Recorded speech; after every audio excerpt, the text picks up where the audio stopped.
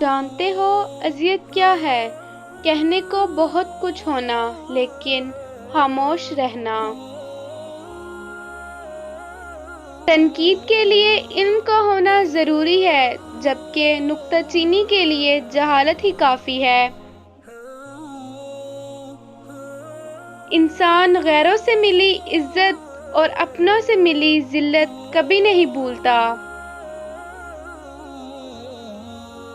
اب وقت کا تقاضا ہے کہ اپنے آپ تک ہی محدود رہا جائے۔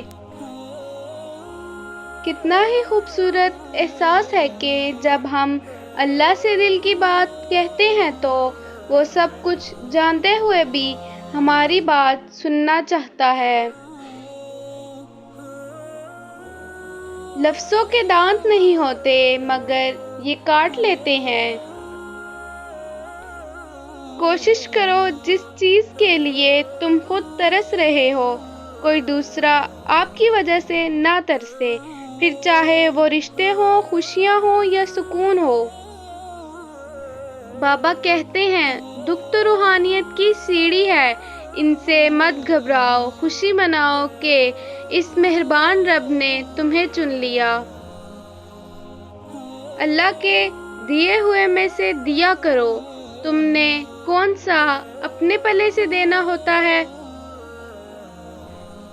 لذتیں وقتی اور ہنگامی ہوتی ہیں لیکن مسرتیں اور شادمانیاں مستقل ہوتی ہیں، جبکہ لذتوں کا جسم سے تعلق ہوتا ہے اور خوشیوں کا روح سے۔ زندگی استاد سے زیادہ سخت ہوتی ہے کیونکہ استاد سبق دے کر امتحان لیتا ہے اور زندگی امتحان لے کر سبق دیتی ہے۔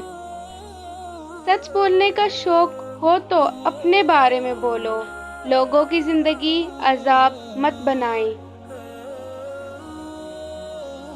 زندگی کبھی کبھی ایسی ٹھوکر مارتی ہے کہ انسان سیدھا سجدے میں جا کر گرتا ہے۔ میں نے پوچھا بابا جی حسد کیا ہے؟ کہنے لگے رب کی تقسیم سے اختلاف رکھنا۔ وقت سے پہلے اور قسمت سے زیادہ کبھی نہیں ملتا۔ لوگ اچھی سیرت کے بجائے اچھی صورت کو ترجیح دیتے ہیں۔ ہر چیز کا صدقہ ہوتا ہے اور عقل کا صدقہ یہ ہے کہ جاہل کی بات کو برداشت کرو۔ کبھی اپنی چال کا اعلان مت کرو جب تک تم اس کو چل نہ لو۔